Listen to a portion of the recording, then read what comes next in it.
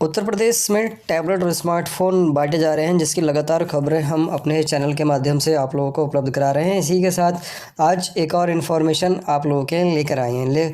Information का जो topic है वो ये है कि क्या हमें बीए, बीएससी में या किसी और कोर्स में अगर टैबलेट और स्मार्टफ़ोन मिल चुका है, तो क्या हमें दोबारा से पोस्ट ग्रेजुएट कोर्स करने पर एमए, एमएससी में या किसी और कोर्स में टैबलेट और स्मार्टफ़ोन मिलेगा या नहीं मिलेगा। बहुत सारे स्टूडेंट्स का लगातार हमारे पास सवाल आते रहते हैं कि हमें पिछली क्लास में स्मार्टफ़ोन मिल चुका है, तो क्या अब अगली बार हमें टैबलेट मिलेगा।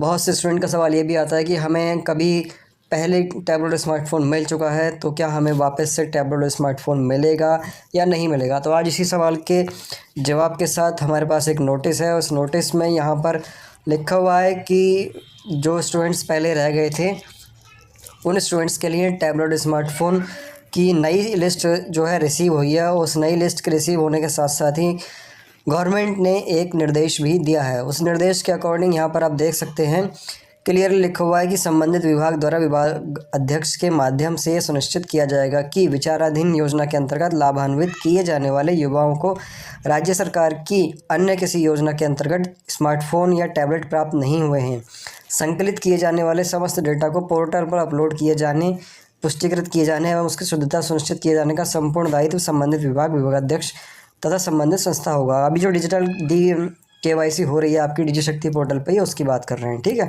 उसके बाद नीचे आप यहाँ पर देखो कि उक्त शासनादेश दिनांक 18/7/2022 में दिए गए उपरोक्त प्राविधान के अनुसार स्वामी विवेकानंद युवा सशक्तिकरण योजना के अंतर्गत किसी भी छात्र छात्रा को किसी एक कोर्स की अवधि में स्मार्टफोन या टैबलेट प्राप्त हो जाने के उपरांत किसी अन्य कोर्स की अवधि में स्मार्टफोन या टैबलेट का पुनः वितरण नहीं किया जाना है, ठीक है।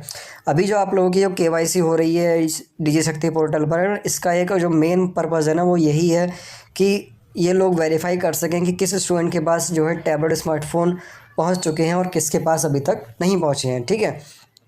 तो उन स्टूडेंट्स को केवाईसी नहीं करनी है, उन स्टूडेंट को डिजी शक्ति पोर्टल पर रजिस्ट्रेशन नहीं करना है जिन स्टूडेंट्स को पहले टैबलेट मिल चुका है या स्मार्टफोन मिल चुका है, क्योंकि दोबारा से योजना के अंतर्गत टैबलेट स्मार्टफोन दिए जाने का कोई प्रावधान नहीं है, ठीक है। तो ये थी आप लोगों के लिए इन्फॉर्मेशन। बहुत सारे स्टूडेंट लगातार हमारे पास मैसेज करते रहते हैं, कमेंट करते रहते हैं कि हमें पहले टैबलेट स्मार्टफोन मिल चुका है तो क्या दोबारा मिलेगा। देखो, किसी भी योजना का जो लाभ होता है वो सिर्फ़ और सिर्फ एक ही बार मिलता है, ठीक है। चाहे आप आज ले लो, आज अपने बीए बीएससी कोर्स में या किसी और अंडर ग्रेजुएट कोर्स में आप टैबलेट ले लो या स्मार्टफोन ले लो, ठीक है। स्मार्टफोन ही मिल रहे हैं वैसे तो ग्रेजुएट कोर्स में और अंडर ग्रेजुएट कोर्स में, पोस्ट ग्रेजुएट कोर्स में और आईटीआई वगैरह में और मेडिकल कोर्सेज में टैबलेट मिल रहे हैं। तो ये आप लोगों के ऊपर कम्प्लीटली डिपेंड करता है कि अगर आप लोगों ने आज अपनी डिजी शक्ति पोर्टल पर रजिस्ट्रेशन कर दिया तो आप लोगों को आज अगर टैबलेट बट रहा है तो आज ही टैबलेट मिलेगा, और अगर आज आज अगर स्मार्टफोन बट रहा है तो स्मार्टफोन ही मिलेगा, ठीक है।